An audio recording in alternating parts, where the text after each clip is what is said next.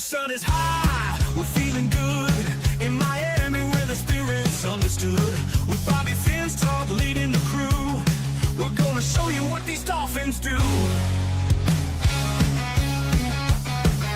Fins up high, the crowds roaring loud. In the city with the blue and aqua proud.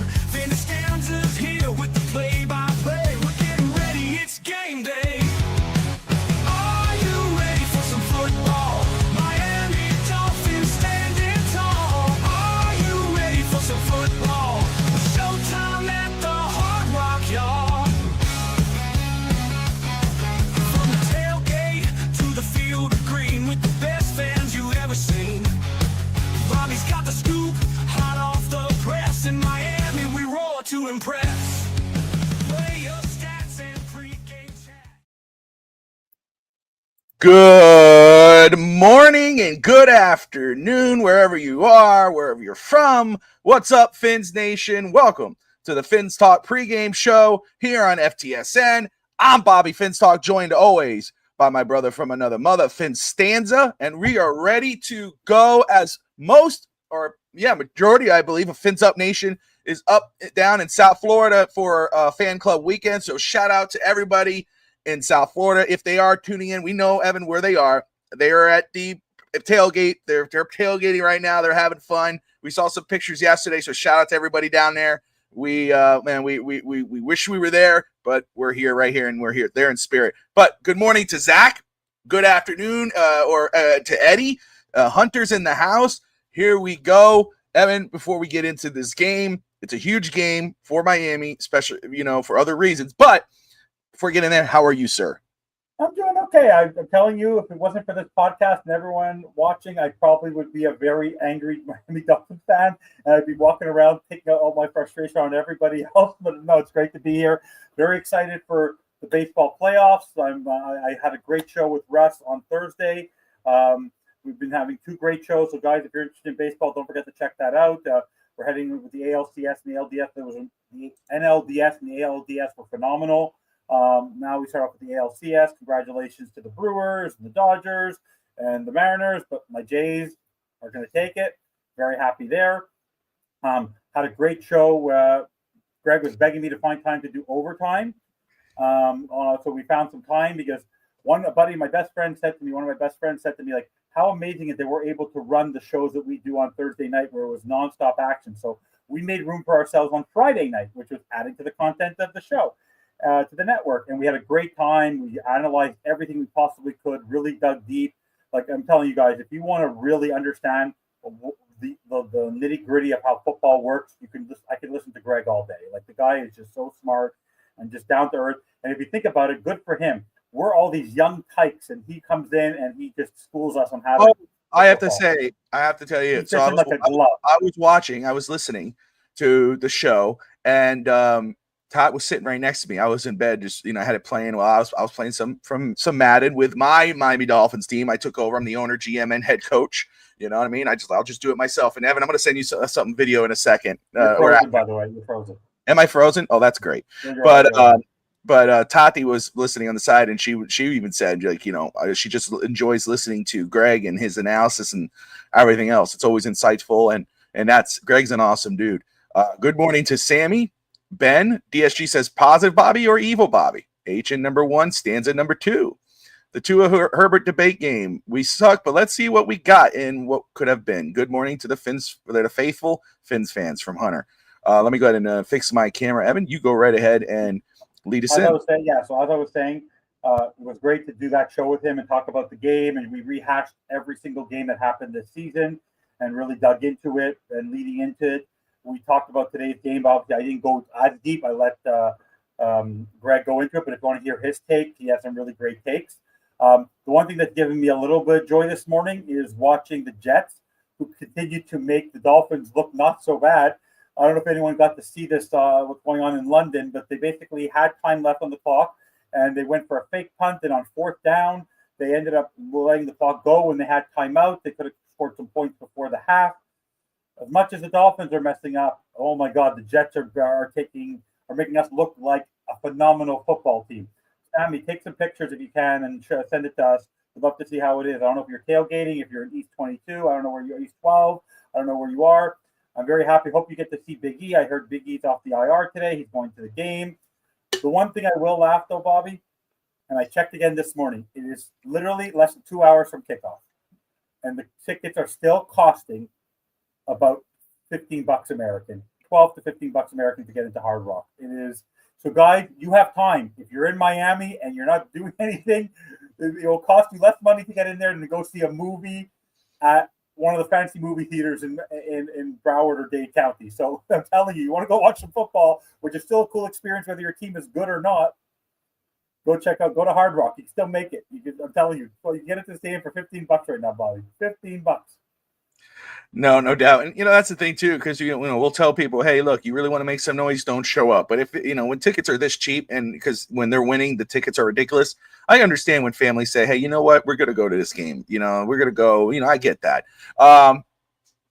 However, we would love to see Miami winning. We'll discuss if that's if that's going to happen today. DSG says, with our luck, Sammy is in the Chargers section. Good morning, Kat. What's up, my brother? Hunter says, best duo on the network. Love the other guys. I love the other guys' takes, but you two have great chemistry. Hunter, well, thank you, bro. We appreciate you, my man. Appreciate you, brother. Did you happen to check out? Now people are putting their name to the sign. So the Berman team is going to make a lot of legal work today because the Berman team in South Florida, in Miami, are now declared that they're the ones who have put up the sign because it says fire McDaniel, fire Greer McDaniel, the Berman team, TBT. So that's a great marketing. That may not lead to changes, but at least they're putting their name to who's putting up that sign. Good marketing for them. Good marketing. Great marketing. Some interesting conversations yesterday on X on the FTSN app, with Josh Wingate, who, leads the scouting on FTSN, and his talk of he is a Cowboys fan, but of course he follows Miami. His wife's a Dolphins fan, and obviously he's friends with us, so he keeps very much up up with Miami news. And he had his own kind of take on possible Miami Dolphin head coaches. And I know McDaniel hasn't been laid off yet, but I mean, again, if Miami does lose to the Chargers today, isn't it? It's going to happen eventually. I mean, he looks like a man defeated last week. After last week's game, that was the most disappointing thing for me, was the end of the game. Watching him walk in the back of the tunnel, watching him with his head down, his capri legs up. And I'm going to try to be positive. I'm not trying to be, the angry Bobby right now. And, Evan can do that for me when it's time, but that was the most disappointing thing. It's like, it does suck. You lose by 7, you had a 17-point lead. You lose that lead. Now you're done. You're down. You're 1-4. You couldn't find the answers.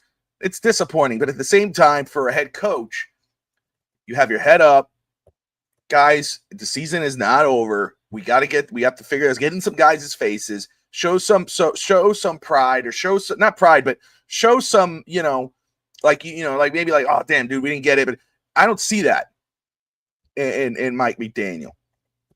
I didn't see that, and it's like $10, DSG. They're now down to $10. Oh, is that right?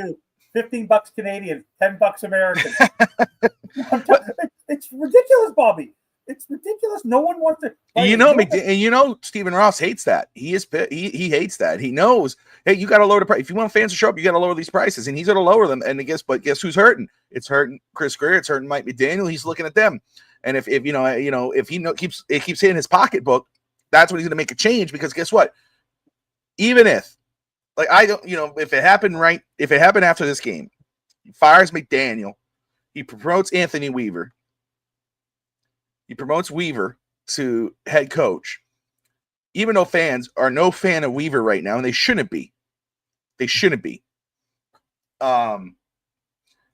fan base would get a kick, because then it's like, oh, you know what I'm saying? Because then you got a spark. Now it's like, oh, it sucks, but there's a spark at the same time. There's a spark, because then it's like, oh, change is coming. This is great. You start guessing. Okay, who's the next coach? What's going to be the next, where are we coming from here? Can we finally figure it out? The sucky part of it is we're just waiting for the season to be done, and then we're waiting a whole off season again for the next season to start up. That's what sucks. But that's what this Dolphins team and front office and coaching staff and ownership have done to the Dolphins and the fan base. That's the misery of it all. There's no end in sight. It's like, yeah, it's gonna be great when, or it'll be a spark because we're like, oh, new coach finally, oh, new GM possibly, hopefully. That's amazing. But then we're just waiting for the season to be done. And then we got to wait a whole offseason again to see what's changed, just to wait for the next season to see if it all comes into play or if we get to see any sort of 1, 2, 3. Yeah, that's the misery of it all. Let me see here. Richard Keys in the house. What's up? Guys, you know what the show is brought to you by Caneswear? They just come out with a new they just posted 37 seconds ago a new shirt hitting 2655 University Drive in Davie, Florida. I miss Don Shula. I miss a Don Shula t-shirt, which means even Caneswear is at the point of no return with Mike McDaniel. So when Brett and his staff at Caneswear are done with Miami coaches, we're done with Miami coaches. So, no, honestly, I'll be honest with you. I don't want anyone to ever lose their job. It's their livelihood. But absolutely, what my frustration is that in any job, you need to perform. Most people, when they get a job, they perform like this. Or they go like this, and then they go like this. This is a guy who's did this. Started like this, went like this, and then boom. And he has stayed down there forever. And he's not coming back up. And the fact that he's at a loss for words, and then once again, once again, this week, Jim Rome said this earlier in the season, as bad as the Dolphins have performed on the field, Bobby, they have performed worse at the microphone. Starting with Tua, but then also Mike McDaniel, when asked about Stephen Ross being upset. And I go, why would this guy, literally, he fumbles his words at every turn. It's like, can they get him a speechwriter? For God, someone who can come up with the most ingenuitive speak and play design, he can't get his words out. So that he should have a little bit of a script, because as much as I want this team to win again today. Scotty's in here. Welcome, Scotty. Good morning, Scotty. What's up, my brother? Eric, good morning. I hope this team wins today. But my problem is that the PR of this team going to Tua, and I'd like to hear what everyone thought about Tua's comments this week. Me and Greg talked about it. Is the media people of the Miami Dolphins are fumbling the football as much as the Miami Dolphins are on the field, unfortunately, because their representatives are not speaking with confidence or much of care. So if you don't mind, I'll cut over to what I said on Friday about Tua. Everyone has the right to separate themselves from the game. The problem is that Tua doesn't even show on the field that he's actually giving a hoot, because he doesn't let it phase him. He just walks off sad. He doesn't get angry. He doesn't throw a tablet. He doesn't get mad. He doesn't get frustrated. That might be his personality, but we want to see that from our team. We don't want to see them lost for words. It's football. It's physical. You want to see them angry. So for me, that's the frustration, is we don't see the emotion anywhere. And someone made a good point on another podcast this week. You're looking at what Jackson Dart's did this week. You see what Drake May did this week, and what people have to look forward to. What do we have to look forward to as a fan base when it comes to the way Tua's behaving? But also, Drake May, what he did with New England, beating Buffalo, what Jackson Dart did against the Eagles. Name me a game, I want someone, and do not say the Arizona game, because that was before us. Name me a game where Tua was perfect, and don't give me the 70-point game, where Tua took the control of the game and had to go from point A to point B, no matter what anybody else did, and he led his football team, because quarterback play matters. Look at Trevor Lawrence this past week. Quarterback, look what happened to the Ravens now last week when Lamar was out. They got completely throttled. But if you put the right scheme in place, so what bothers me about Tua is the lack of understanding that you do have a job, you do have to perform, you do have to, and you have never proven that you're a $53 million on the cap quarterback. Mike McDaniel hasn't proven that he is a great head coach. So for us, then when they come to the podium and they don't take responsibility for it and say, I'm angry, I want to see someone pissed. No one on this team seems always disappointed. I'd be disappointed too. If you blew a 17, did you see Jonathan Gannon last game? Because I don't know if you guys who follow who do Survivor football. No one, everyone who's in Survivor football, at least everyone lost the Arizona game. And with the fumbles that happened in that game, everyone thinks football is rigged. Jonathan Gannon was losing his mind on the sideline with that game. What did Mike McDaniel do? Veer, right. I don't know how to run the ball. I'm not a good head coach. I don't know what to do. I don't know what I'm going to do, but I'm going to go suck up to my best friend, Stephen Ross, and that's it. Like, I don't know. Like, that's my point, Bobby. It's the apathy to be 1-4. Because if you go look right now, you look at the AFC is wide open. We can look at the standings after. It's wide open. If the Tua showed up to be the quarterback, that even if he was the average quarterback that he should be, we'd be 3-2. We'd have the New England game, and we would have had last week's game. And then Dolphins and mindset, my mindset would be very, very different. The leaders of this team are him and McDaniel, and they're not showing the fans any sense that they know what they're doing. It's like two people, it's like they're going into a cockpit of a plane, Bobby. How do I take off? How do I land? Because, by the way, Bobby, yes, sir. If you learn how to take off and you learn how to land, you know what the rest is? What happens? What do you think what is the plane in most of the time when it's in the air? It's in what? What mode? There's a term for it. When you're flying a plane, most of the autopilot. Autopilot. If you plan for the takeoff and you plan for the landing, the rest of the stuff will take care of itself. The problem is the Miami Dolphins are not taking care of the takeoff of the game, and they're never ready to form the landing. I like that. There's not, come on, those things will get those things ready, and the rest of the middle of the game will work itself out. They're supposed to be on autopilot for most of the game, but the two sides, like, they're having a sandwich without the bread. It's not a sandwich. So this is not a football team because it's not led by their quarterback and it's not led by their head coach. And in any team, why do you win? In the end, as good as your players are, if you have a competent quarterback and a competent head coach, you'll be successful in the NFL. So, you said, like, where is this team going? What do we have to look forward to? That was what I was saying before. So I'm glad you brought that, but that was the point. Was we as a fan base, what we have to look forward to is the change. Will there be change? And then how does that change look? Where to go from there? Because I think you and I both are on the same page. An experienced coach, we're willing to listen on any experienced coach. There may be a name we might go with, but we're willing to listen if the guy's done it before. The Wingates of the world, is like, no, they're experienced for a reason. Go get another guy with a different GM. Again, I'm really against a rookie coach, a guy who's never done it. I'm really against that. I may listen if it's a former player turned coach. I understand if there's a new GM and he's bringing on a guy with him and they're going to be hand in hand, I might be able to listen in on that.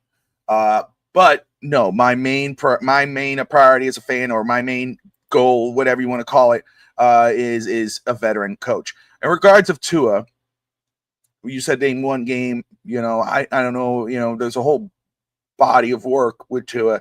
The only one I could think of, and I don't even know if that's the case, but we're not going to get into it. But the only one I could think of is where he kind of showed was that Ravens game. But two interceptions in that game. Remember? He got himself in that hole. Okay, but I told you this on post game last week when I was on for a little while.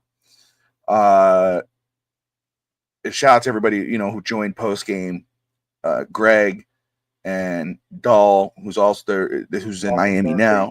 Thirsty. Rob for showing up, which was really cool to see. Everyone who tuned in, tuned in and joined in with Evan, I appreciate it. I'm glad that I was able to hop on just for a few minutes. But like I told you last week, I'm done pretending that Tua is any more than what he is. That's why when you ask me, like, does it disappoint you he doesn't put the team on his back? He's not that guy. I think we have to stop with that notion, because if we talk about it, then I think we're allowing others to debate us that he is that guy, when the truth is he's not. I'm not even going to talk about that, because he's not. He could have great moments. He could have a great game. He could have a good game. He could be absolutely freaking horrible, and he could have a bad game. He is who he is. He is he's not going to put the team on his back and win you the game. Everything has to be right. It's all on the Dolphins. Okay? If you want Tua to be your starting quarterback, and it's been like that since the day you drafted him, he's not the guy that's going to win you football games. He's not Tom Brady. Oh, there's a minute. When you saw we were down with a minute remaining against Carolina, it's very high chance we're going to win that game. No, low chance. You got Tua. You don't have Tom Brady. When Tom Brady came on the field with a minute left, you knew, well, that was way too much time to give Tom Brady. Tua's not that guy. Let's just stop pretending or entertaining that discussion. Oh, but bro, he's the most accurate quarterback. Have you seen him? Have you seen him this year? How well has that done him?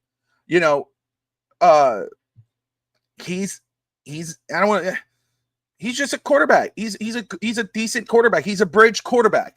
That's what he is. He's Hasselbeck. He's Pennington. That's who we have. Could you win a playoff game with Tua with a Pennington and a Hasselbeck? Sure you could. But everything else has to be working out. That's on the Dolphins. It's been like that since day one. Oh, man, Tua couldn't do it because he didn't have an offensive line. Oh, Tua couldn't do it even though he has the fastest release in football, which really that was Dan Marino who could get it out before anybody. It's 2.5 seconds, whatever I want to throw out there. You need the offensive line. Oh, but he doesn't have the weapons. Oh, but he doesn't have the defense. Oh, but he doesn't have the coaching staff. All right, if that's the case, then for anything to work, you have to have the defense. We don't have the defense. Our defense is horrible this year. It's terrible. Receivers, we look at our receiving core. Now Tyreek is gone, but beforehand, last year we're looking at our receiver. Go, damn, dude, we got Tyreek. We got Tyreek Hill. We got Jalen Waddle. What did that do? Absolutely nothing. Nothing. Man, look at our defensive line. Oh my goodness. Oh, nothing. It's not on Tua. That's not telling you that Tua is elite or great. He's not. But in order for Tua to do his job and do it well, everything else, Evan, has to work around him. That's the fact. Let's stop pretending that Tua is going to overcome everything else. He's not. He can't. He's not that guy. He's not generational. That term gets thrown out a lot. He's not that guy. He's not elite. Some elite guys could move past that point. Joe Burrow, with one of the worst offensive lines, almost went to the Super Bowl or almost won the Super Bowl. Tua's not that guy. If everything else worked around him, that's why, you fire McDaniel, you fire Greer. Tua has one more year in his deal. You go and get your quarterback, maybe, but Tua's your bridge. And then they just they strip the roster and throw a couple pieces together, like Bill Parcells did that one time, and throw a couple. And all of a sudden, I was like, whoa, wait a second. Everything's working out. Maybe Tua's not that bad. Maybe Tua, not that he's bad, but maybe everything looks good. No, it's just everything now is working out. I truly believe that if you actually put the team together the right way, which Miami does not, it's literally a pool in the backyard, above ground pool where you poke a bunch of damn holes on the side. And, or you have a bunch of holes and you're like, Evan, throw the damn pool out. Like, no, man, I could fix it.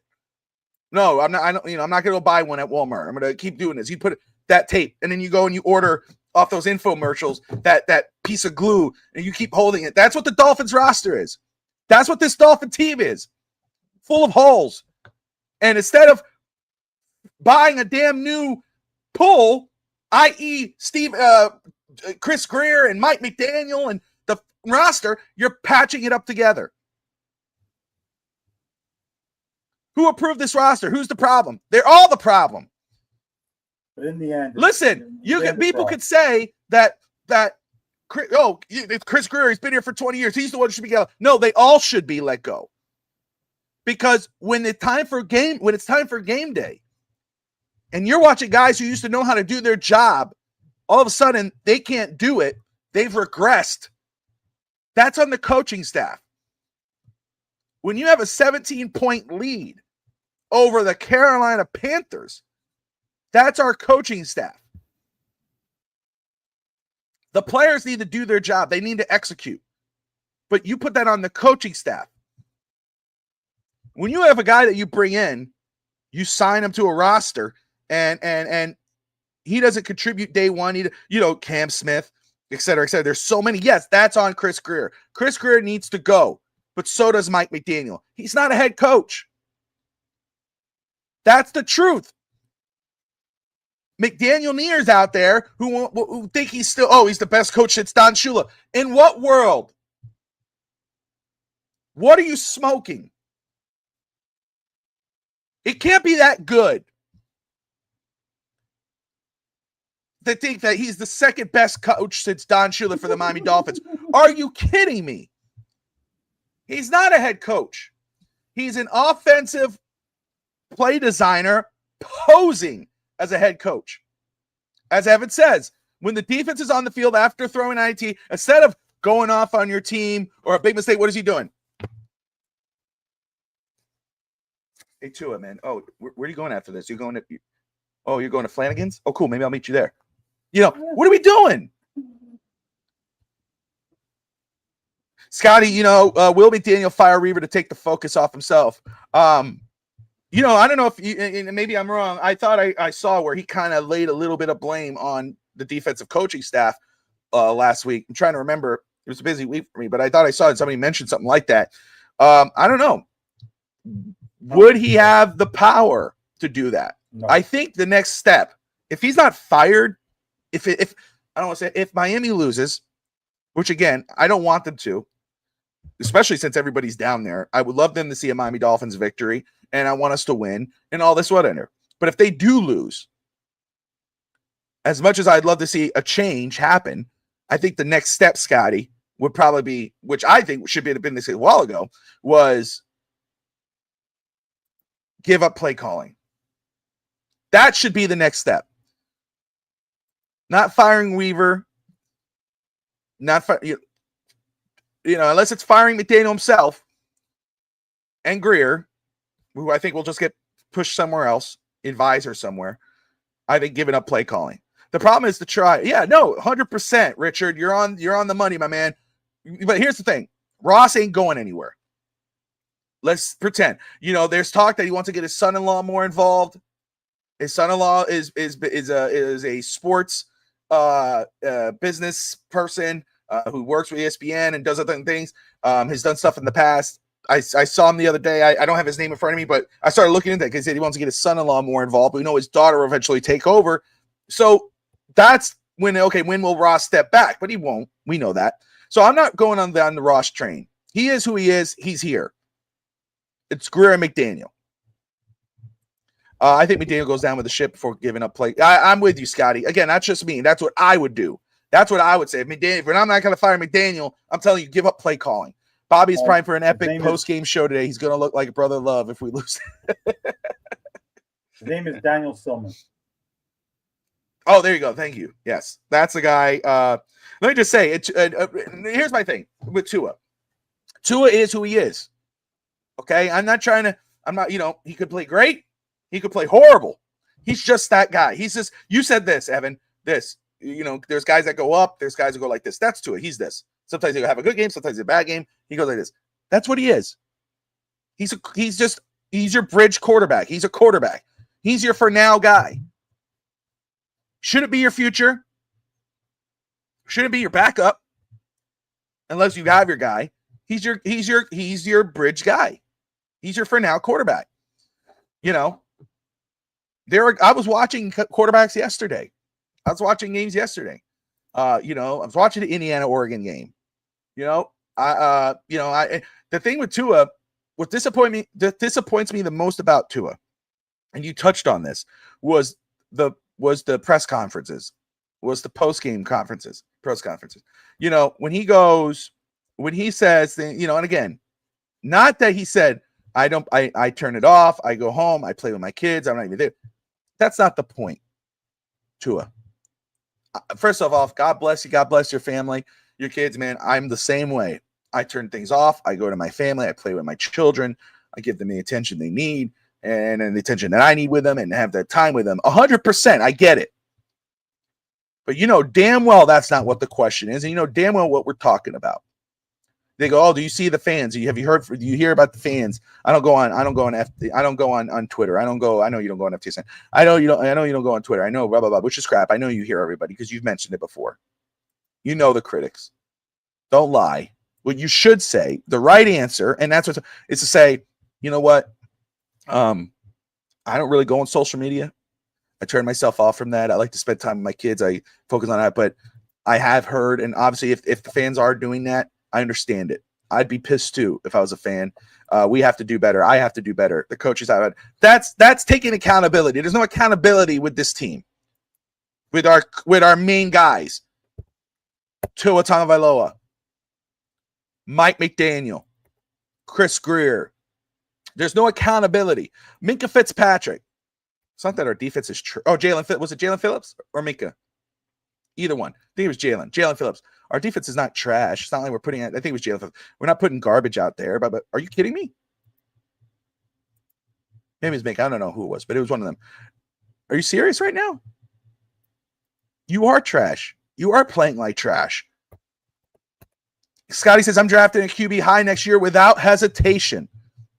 I'm with you, Scotty. Got my eyes on a few of them. Wasn't a good day yesterday for some of them. Lewis Sellers, who's a guy I like a lot. He didn't have a good game yesterday, but, that happens. I did watch the Oregon-Indiana game. I watched that with a lot of intrigue. Mendoza, I like what he said post-game, and I like the way he played. Mendoza yesterday, 20 of 31, 215, a touchdown, an INT, and he had 31 yards rushing. And I love that he gave everyone else their praise, after the game. Indiana beating Oregon, which was crazy, but good.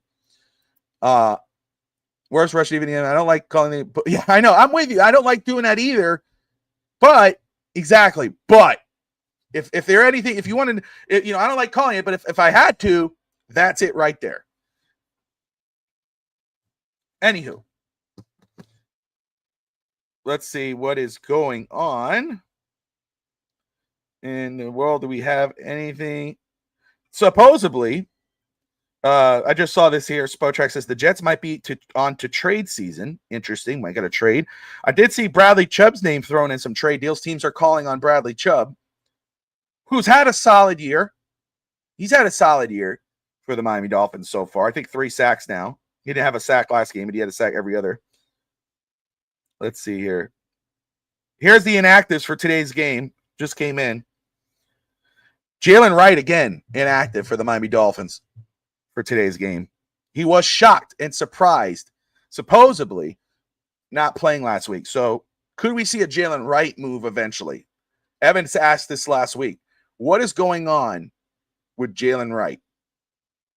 Quinn Ewers, the emergency third quarterback. Cedric Wilson, of course, we signed him. He doesn't play. Elijah Campbell. Dotson is out. Storm Duck is out. And Zeke Biggers is out. So those are your key inactives today. I don't know why Miami will sign Cedric Wilson just to sit there. I don't know. Maybe they're hoping for a Darren Waller type of situation. Dotson being out sucks. Jalen Wright again out with the Miami Dolphins. Oh, Evan, pay your internet, bro.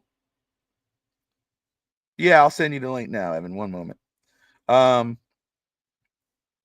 Evan's internet died, guys. We gotta give him a hard time for that. Let's see here. Let's get Evan back in here. So do me a favor, guys. Put in the comments your thoughts on why Jalen Wright again is a game inactive in spite of being healthy. What has he done not to get into the games? Let's put in here. All right, I send it to him. See if he gets in here. He doesn't pay his internet, so he got booted off. There you go. Let's see. I don't What know. happened? Literally, I'm talking to you, and then literally it just dies. I don't know how that happens. That's all right. Life happens, my man. We were just talking about the inactives. I don't know if you got to hear that or see them. No, But today's inactives, Jalen Wright. I don't understand that. Like, how do you that she's not committed Well, to the run? but even supposedly Jalen Wright is supposedly was shocked and surprised he did not get an active last week. So now comes out that he's not playing today. Quinn Ewers, Cedric Wilson, Elijah Campbell, Tara Dotson, Storm Duck, Zeke Biggers, all out today. But the big story again, Jalen Wright out. So what's your thought process on it? I know you asked about it last week. Where do you stand on that situation? I don't understand it. For me to save my life, I don't understand it. It's up like I just he doesn't. This guy was hired to be a run game guy, and he doesn't show up as a run game guy. So I don't understand it. I'm at a loss with how he does this. I'm going to be kicking out. I'm going to kick this one out. Thank you. Sucks. It's because of injury, but I'm glad Weaver's forced to give us Willie Gay now. Yeah, that's right. Let's hope. Right. That's the hope is that Willie Gay will get out there and see what he could bring us today. So yeah, go ahead. Keep going on about Jalen Wright, my man. No, so Jalen Wright for me, they moved up into the draft. If you remember the reaction of Mike McDaniel when they traded up to get him, and all it reinforces for Mike McDaniel is the fact that he, and during his time as drafting, anytime they've moved up in the draft, they end up misusing them. And I don't know if you heard the stat, and I wanted people who are on the show, who are in the comments as well, Bobby. I don't know if you heard it on Friday night. Since the rebuild has begun, 35 draft picks. Okay? How many are on the team right now that are not drafted this year? Take away who's drafted this year, because those people are on the roster. Of the 35 other draft picks they've made since the rebuild, not according to the 2025 draft, how many players are still on the team? Oh, two, three, 7. That's 7. 20% success rate. That's ridiculous. So, and it looks like Jalen Wright might be the next guy if they can't get him out there. Cam Smith was one of those guys. I mean, everybody scratched your, not Jalen Wright. Jalen Wright, loved him coming out of Tennessee, liked him, and I think he could still be a contributor on this team. I hope that's not the case, that he's the next guy. But Cam Smith was a guy that you scratch your head. We all went, who? What? And we all try. That's what Dolphin fans do. We all do it, and I get it, and we should, right? We want our guys who wear the aqua and orange, who have the Dolphin on. And we talk ourselves into hoping and praying and believing they're going to be good and that they're going to be successful with the Dolphins. But what a dumb pick. Makes no sense. It was a head scratcher then. It's still a head scratcher now, and he's not even on the team. Inactives for the Chargers today. Wide receiver, Quentin Johnston, out. Darius Davis, wide receiver. Fullback and D lineman, Scott Matlock. Corner, Nico Reed. Lineman, Jamari Salyer. Joe Alt, out. And Trey Pipkins, guard, out. So, yeah, offensive line, out. Their leading receiver is out. Bolt fans, Chargers, are not happy with it. What do you think of the Chargers inactives? Does that give you any kind of hope that Miami could win this game without those guys? I'm going to answer your stats in a few minutes, Bobby. Scotty, I'll do the research. I appreciate the question because there should be some context to that. But we also know you've also criticized the drafting. We all have. Let's do the comparison. Offensive line, both are not great. And by the way, is Aaron Brewer playing? I didn't hear that. Is Aaron Brewer Yes, playing? Aaron Brewer's playing. Yep. Offensive lines, washed because of injuries. Running backs, because we don't utilize our running backs properly, it's a wash. Yes, Achan's better, so we have the lead, but we don't utilize our running game properly. So I would say that's a wash because our run defense stinks. Overall, their defense is way better than our defense, and their quarterback is better than our quarterback. So in the end, the Chargers should, even with all their, and they have the much better established coach. So in the end, the Chargers should win this football. It'd be an upset if the Dolphins win. Simple as that. There you go. Russ says Canada would have better internet if they became the 51st state. Jets up 11-10 on Broncos with some god-awful offense. But they had to pick the Jets, the Broncos today.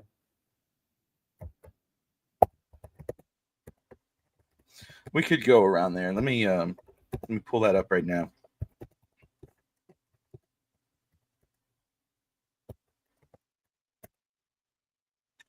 Let's see here. Shout out. I'm going to the Pick'em League, which is hosted by Finn Sammy and Fins TV, the Fins TV Pick'em League.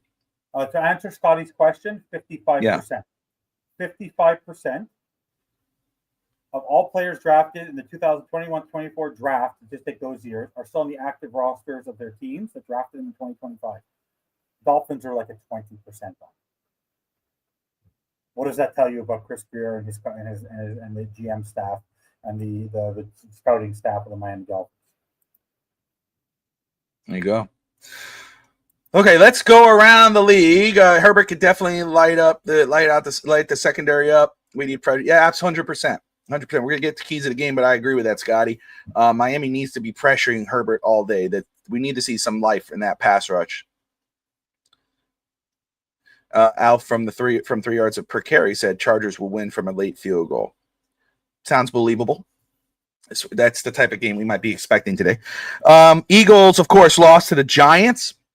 Jackson Dart and Scatabo having their league introductions, their introductions to everyone around the league. Everybody was talking about that game, talking about Scatabo, talking about Jackson Dart.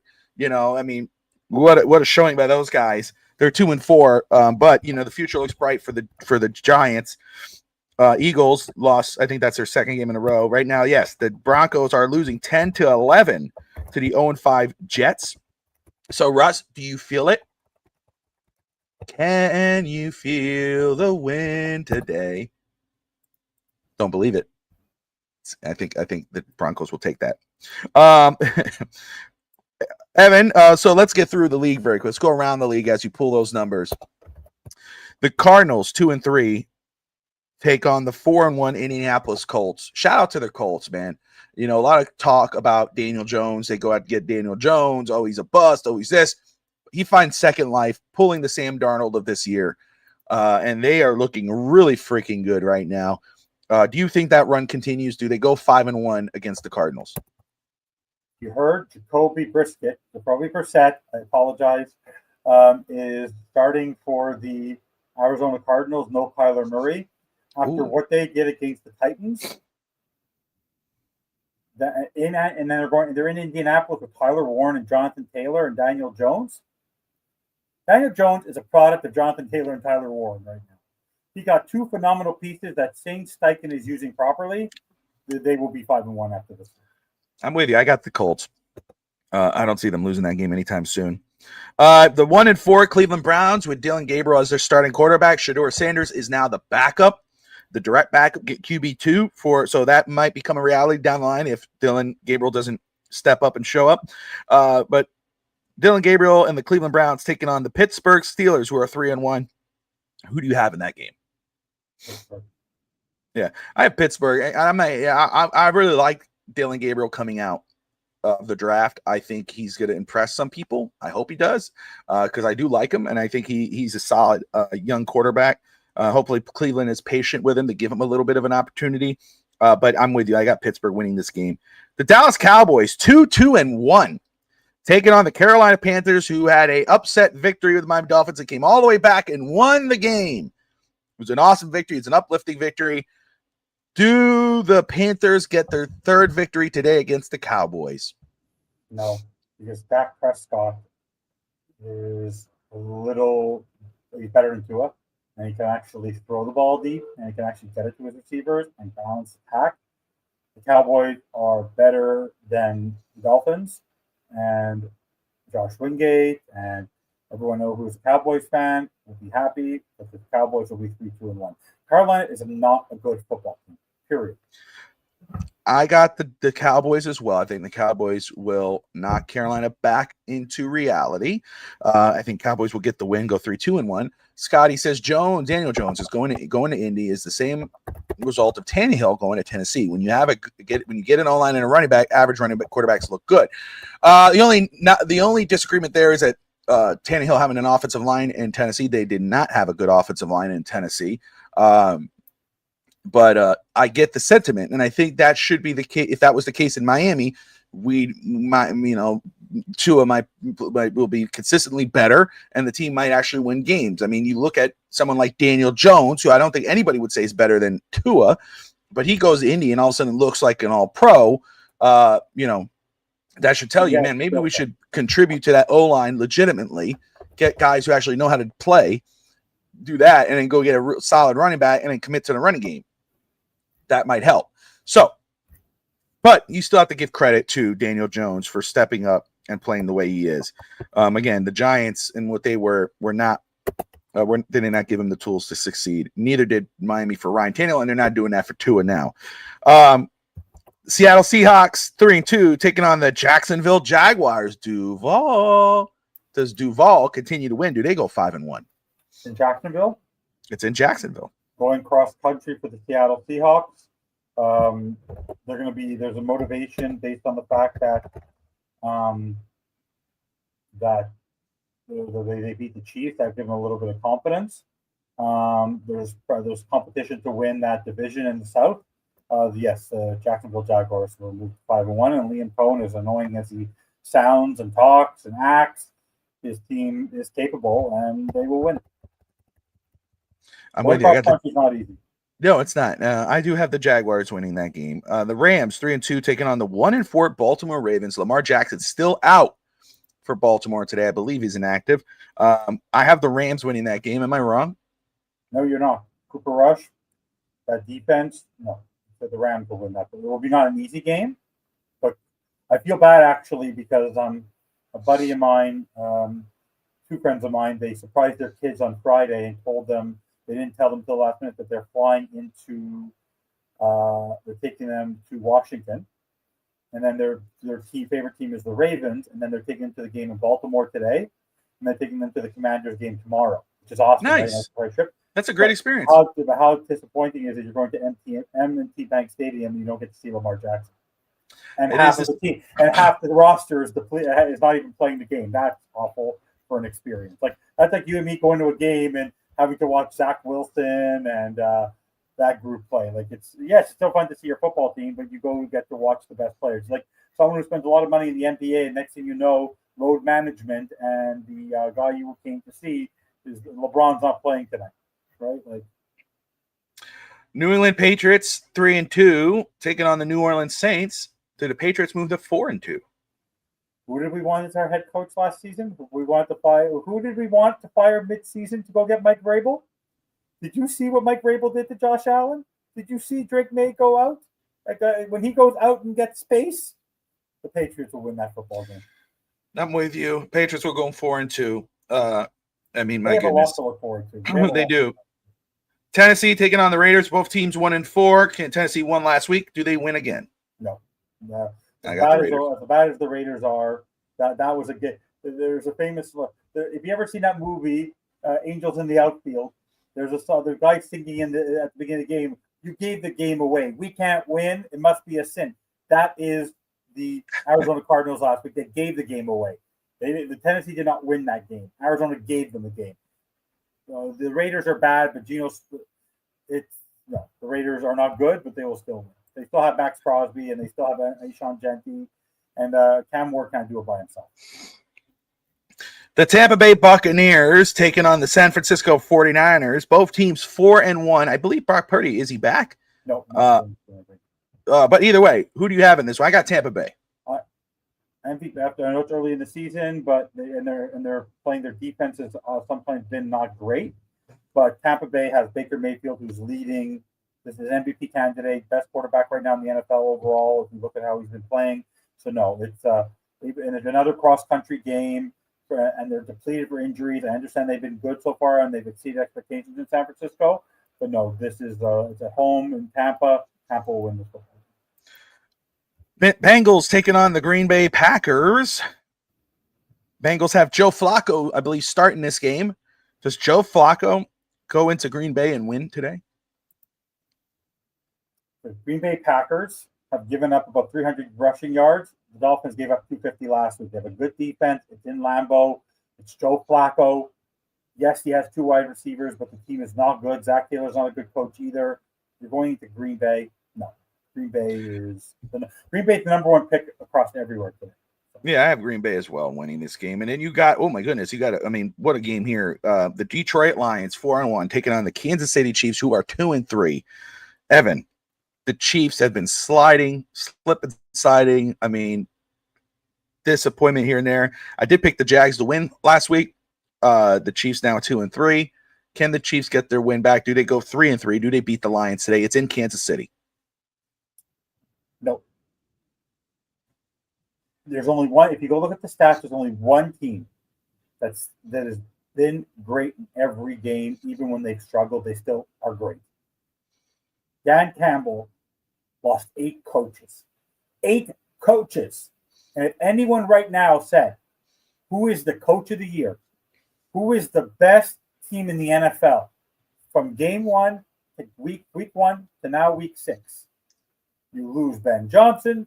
You lose Aaron Glenn. You lose. And who is it? It's the Detroit Lions. Honestly, it's the guy, literally, is a guy. When you wake up in the morning and you're a Detroit Lions fan, or you're a Detroit Lions player, you will go through a wall for Dan Campbell. That team is always ready to. You know what he does, Robbie? He has a Jahmyr Gibbs. He has a David Montgomery. What does he do? He uses them. Mike McDaniel has an Ollie Gordon. He has a Devon Achane. Does he use them properly? No. So I'm with you. I got the Lions winning this game, and it will be 2-4, the Kansas City Chiefs after. Me move on. I think, Evan, we see that. I think you just saw that pop up too. I think our fantasy football show on FTSN Plus is going live right now. I don't know what he's cooking today, but he cooks and gives fantasy advice. That's Justin Burley. So I'm pretty sure that's why that comment came in there. So Buffalo Bills 4-1. They lost last week. They're taking on the 2-2 Atlanta Falcons. Can the Falcons pull the upset today against Buffalo? Yet. They're pissed. They blew a game, Buffalo, but Buffalo is still Buffalo. And what did I say? Good coach, good quarterback. In Atlanta, average coach, young, below average quarterback who was drafted too high. Bills win. And then finally, I got the Bills as well. And then you got Chicago 2-2 taking on the Commanders 3-2 in Washington. They may not see the Baltimore Ravens win, but does your buddies get to see Commanders win? Number 2 pick is better than number 1 pick. Experienced coach, young coach.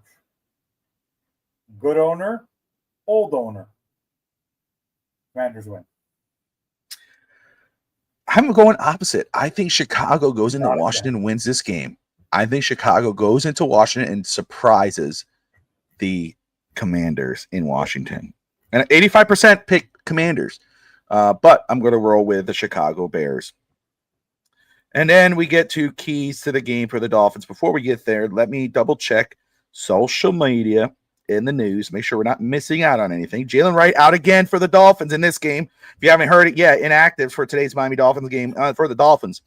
Jalen Wright, Quinn Ewers, Cedric Wilson, Elijah Campbell, Terrell Dodson, Storm Duck, Zeke Biggers, all out for today's game. Quinn Ewers is the emergency quarterback. So heaven forbids Tua goes down, Zach Wilson goes down.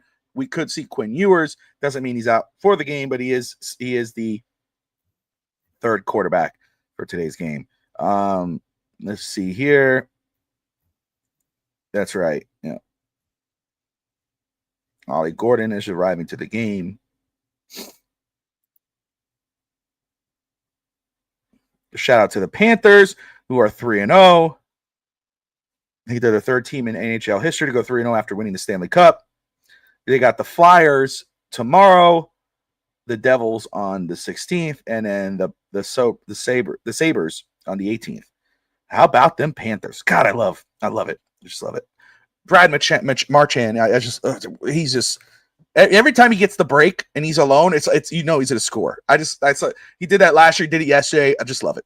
Thank God we got the Panthers. How are the Jets winning 11-10 when Justin Fields has 0 touchdowns, 0 interceptions, been sacked 6 times, and only has 38 passing yards? How bad could Bo Nix be that he can't put more points up against the Jets? I ain't gonna hate on. It is what it is. It's football, man. It's football. But Bo Nix ain't a bad quarterback, man. Bo Nix is. I know, good. but they can't. If they lose this game, oh my god. Oh gosh, you're losing against the Jets. I mean, my goodness. Anytime you lose against the Jets, even the Dolphins beat the Jets. So Evan, for our Dolphins victory today, what are the keys to the game? What are keys to the Dolphins victory? What must they do? 3 keys to win today's game and get Dog go home happy, get Sammy to go home happy. I mean, they flew down there. They're having a great time, I'm sure. Our buddy, we see the pictures, we love it. But what would the icing on the cake would be a Dolphins victory, an awesome Dolphins victory. What can lead to that? What are the keys to the game? They weren't as happy as we were 2 years ago because we actually had a winning record when we were there. That's true. We were there. A very good winning record, actually. And we dominated that football game after we fell down 14-0 and then wanted to leave. See, I admitted it. That was you. Like I said, I wanted to leave. Obviously, bulletin board material. Tua has to outplay Herbert. The Dolphins have to stop the run. And Mike McDaniel has to get the ball to Waller for all 4 quarters. I don't care. Throw 50-50 balls. Waller has to be involved from minute 1 to minute 60. Tua has to outplay Herbert. And the Dolphins have to stop the run. Simple as that. And I'm not talking stats. He has to dominate. I'm not napping. He has to win. He has to dominate drives. He has to commit. I don't want to hear the 3rd and long nonsense. He has to get first downs. Like, that's also a key thing. When I say he has to outplay Herbert, the long drives, regular first downs. I don't care about establishing the run because I give up on Mike McDaniel establishing the run. But utilize Waller, long drives to keep Herbert off the field, and stop the goddamn run. I don't care. Stop the goddamn run. Yeah. So, for me, keys to the game. I look at all these inactives for the Chargers. Chargers have lost the last 2 games. They're 3-2. They lost against the Commanders. They lost against the Giants, only putting up about 18 points. Miami, of course, lost last week against the Panthers 27-24, and beat the Jets the week before. But I look at all these inactives for the Chargers, and I mean, my goodness, it's for a team to throw a lot of their starters on the inactives list before a game. You go, oh well, that's a win. That Miami should win this game, which they should in any given world. But this is a Chargers saying, you know what, we're comfortable doing this for this game. We feel like we could still win without these guys here. Let them have the week off. I have a feeling that might be the case. Lie detector test for you. If we tied Stephen Ross to a lie detector test right now and said to him at the stadium, live on a microphone, and you could see the waves, if you could right now go onto the field and pull the Chargers coach over to the other side and pull your coach over to the other side, and he answered the word no, he'd be lying. So we know that he is stuck between. He just doesn't want to do it because he feels like he looks like a failure. But the coach he wanted and the quarterback he should have taken are on the other sideline in the stadium. And you don't think they're going to be Charger fans? You don't think people are going to be cheering for Herbert today? There are Herbert people in the stadium today. And that's ridiculous in your own stadium. And if the Dolphins, by the way, also the Dolphins, once again, Bobby, better get the ball first. Because whenever they don't get the ball, if they fall behind, game is over. But if they fall down 7-0, doesn't matter what happens the rest of the game. They ain't coming back. They might be competitive, but the Dolphins don't win when they fall behind this season. If they fall behind, goodbye. Do you want to hear my keys of the game or no? Yes. Okay. Do they unlock the secrets on how the Miami Dolphins are going to go from 1-4 to 10-7? Well, we're not going to go 10-7. We're just going to talk about if they could go 2-4. So for them to go 2-4, first thing first is the defense. Pressure the quarterback. Pressure the quarter. Did I giggle when you did? Come on now. But I'm not funny. You're funny. All right. Pressure the quarterback. That's key one. Do your job. Number two, run the damn ball, like I said last week. And number three, if you get the lead, be aggressive. Be aggressive. Don't play it safe. That's what Miami did last week. It cost them the game. You can't do it here. You're absolutely right. They can't start from behind, because this is not a team that could come back and win. This is not the Baltimore Ravens game where Miami had the talent and the fortitude to go back and win that game because the Ravens took their foot off the gas. That's why they came back, by the way. Baltimore took the foot off the gas. Let's just be real. Miami can't win from behind. They need the lead. And when they get the lead, they have to be aggressive. Run the ball. Smart play calling. And pressure the quarterback. And God forbid he runs. Contain him. Can that happen? I don't think so. But that is a key. Now, prediction time. I don't make predictions till my adopted son Tristan makes. Where is he? I think he's sleeping. I think he stayed up late. I think he's knocked out. He's going to be very disappointed in himself. He will be mad when he wakes up and goes, "Did the show happen?" I'm like, "Yeah, the show happened." But I wish he was up, because I know he would love to do the predictions. I think I know where he's going to go, but I'm not going to say it for him because I don't want to be wrong. But Evan, Sammy's in Miami right now. That's actually really good. Sammy in Miami. It's like Tammy from Miami. But Sammy is in Miami. Doll's in Miami. A lot of people traveled. A lot of people is there at the game right now. Tailgating seems to be fun. I think, some people, they're still tailgating. Some people are in the stadium. A lot of fans are hyped with Hopium right now, which they should be, right? It's a good day. It's a beautiful day down there. I see the pictures. We see the planes flying over. Does Sammy go home happy today? What's the prediction for you with the Dolphins and the Chargers? Can the Dolphins surprise the Chargers, pull a victory in front of their home crowd, and go 2-4 today? As likely as Finstanza can answer a question without going on a tangent. The same way, the likelihood that Finstanza could not answer a question in one sentence or less. The Miami Dolphins today, this is the game I dreaded. This is the game I wanted to be at with a 3-2. If we were 3-2 or 4-1, I'd probably be there. But then I said to myself, I have to save my money for a lot of things. And if I'm going to invest in the Dolphins, I'm going to invest in a team that actually shows, not that they have to win, because look behind me. There's about 7 jerseys back there. I have another 4 or 5. I have about 15 hats. I have a license plate. I drive around with Dolphins gear everywhere I go. But this is the game I've been dreading all season. But I thought it'd be a test for us.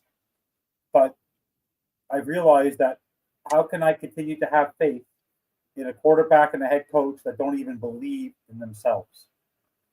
This game will feel like it's close, but it really isn't. And in the end, the Chargers will take the lead and never look back.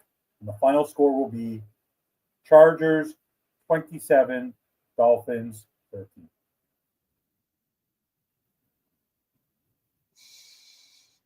I think in regards of the assessment, I think you're right on. Fool me once, shame on you. Fool me twice, shame on me. Fool me 3 times, I'm an idiot, and I don't like to be called an idiot. So, Dolphins have fooled me too many times. They fooled me last week. They're not going to fool me again. And probably the reason, and they were going to win today, probably just because I'm going to predict them to lose. They're going to lose this game. I predicted them to win last week. I know. That's why they lost. We have to predict them to lose. They have to win. We're doing this for them. Reverse psychology. Miami will probably win this game, and we'll be happy about it. But I don't see them winning this football game. I do not trust this football team. I do not trust them to do what's right. I do not trust them to make the right play calls. I do not trust them to throw it to the right guy. I do not trust them not to run the ball. I do not trust them on defense. There's a lot of not to trust about the Miami Dolphins right now. I don't trust them to win this game, which sucks. I could see them going 1-5 today. Not because one team has Herbert and the other team has Tua. Not because one team has Harbaugh and the other one has McDaniel. It's because one team's the Dolphins, one team's the Chargers. I do not trust the Miami Dolphins. Simple as that. They have not done anything to trust, in order to trust they're going to win this football game. To get it right. And I hope they do, but I don't trust them. I think DSG's right on the money, though. It has to be a low-scoring, boring game, and Miami has a shot to win this football game. I'm going to say, though, it is going to be a low-scoring, according to us, I guess. It's going to be a 23-21 Chargers victory over the Miami Dolphins today. I think Dolphins will have a 21-20 lead. I think Chargers kick the field goal, win the game. 23-21 Chargers over the Miami Dolphins. By the way, if that happens, your score happens, Tua is going to have the opportunity to go down the field and ice it, and he's going to throw an interception. Yeah. And then the Chargers will come back down, kick the winning field goal. Here you go. There you go. Anyway. Well, let me ask you. Dagger in the heart. You're damn right. If they lose today in embarrassing fashion, let's say they lose my score. They lose by two scores. Is it over yet?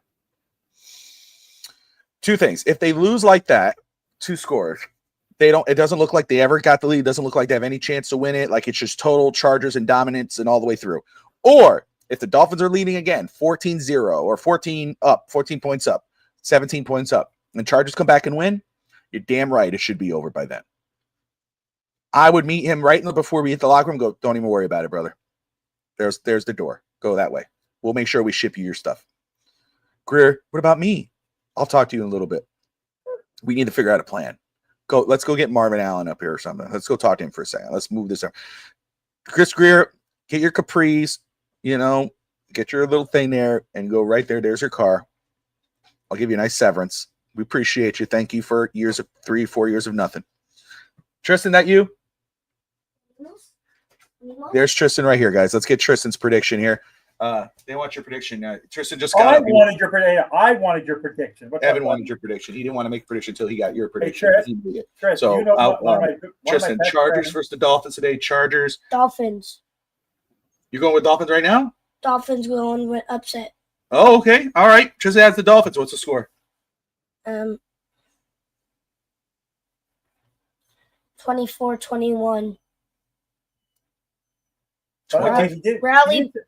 Riley Patterson was our hero. That's what I'm going with. Whoa! Okay. He doesn't say that with much of a smile. It doesn't seem so excited about it. You can sit over there. I'll be right down. I'm going to be done now.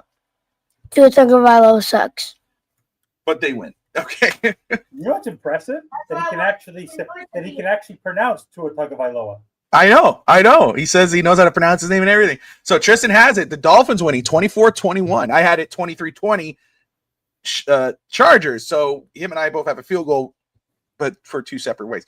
But anyway, what's your score? DST, come on, where's the score? He said Fins lose, but he didn't put a score up there. I don't think. I want a score. Let's see here. Make sure there's nothing else. We will be back on later today after the game, more than likely tonight, 8 p.m. Eastern time for the FinsTalk post-game show, win, lose, or draw. So join us then. Keep up to date with us on Twitter. See if we go on anytime before. 13-11 Broncos, 13-11. Barn burner in London. What a barn burner. Broncos took the lead? Yeah, 13-11. 31-17 for, wow. He's as bad as me. Even GSG. By the way, GSG, I can't buy any Dolphins gear till they fire McDaniel. Until they fire McDaniel, I cannot do anything Dolphins related. I think if anybody wants to buy Dolphins gear, again, go to eBay, go to OfferUp, go to WhatsApp. Just don't give your money to Miami. You could get it somewhere else. Panthers gear, because Panthers are missing Barkov and they're 3-0. Okay? If you're going to go support a Florida team. Okay? I'm a Habs fan, okay? We're also winning. Canadians fans, proud of your Canadians, but the Florida Panthers are 3-0. Barkov who? Don't say Barkov who, but I love Barkov. But no, I'm saying like that's my thing. It's like, one guy goes down. I wish Miami knew, the Dolphins knew how to do that. When a guy goes down, two other guys show up. No Kachuk, and no Barkov, and you're 3-0. By the way, you want to know why that is, Bobby? Want to know why that is? You know what the Panthers have that the Dolphins don't? A good GM. Zito and Paul Maurice. I know. Up-and-coming general manager who established himself in other organizations and grew, and an established veteran. Wait, let's not hang up yet for a second. I want to talk about this very quick. I wish we could Of course I agree. Paul Maurice has 30 years of experience as a head coach. So this is Josh Wingate's short list for a head coach for the Dolphins. None of them excite me. Oh my! Right. The first one, the guy from Wisconsin. That's what I'm saying. Let me read it out. Luke Fickell, Wisconsin head coach. Yuck. Jeff Heffley from Green Bay, defensive coordinator. No. Ajayo Evero, Carolina Panthers D coordinator, who's very young. He's been on. Listen, hold on. Let's just get through it here. Evero is a guy who's on a lot of team short lists for future head coach and whatever. Matt Campbell, Iowa State head coach. Again, I'm not interested in any rookie coach. I'll listen. I'm not interested. DSG is asking Tristan, should Evan buy a Devon Aitken jersey?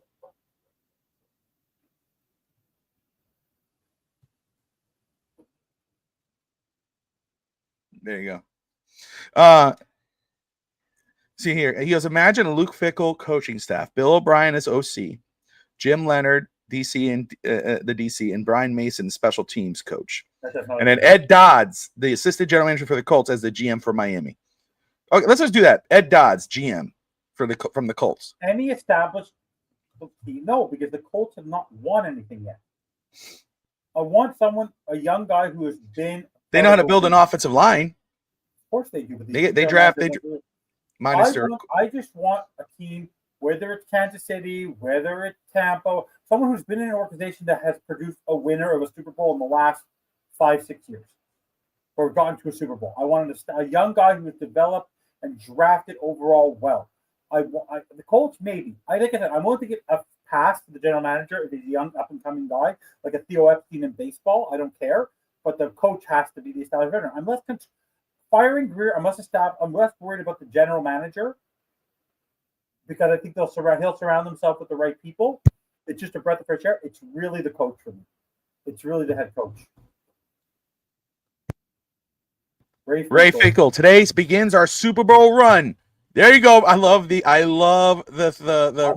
profile pic. I want to know if people were at the boat campers yesterday, because I would have been on a microphone. Miami's got Dolphins, the worst football team. It's in the air. It's on the ground. We're never in control, because when you say Miami, we're saying toilet bowl.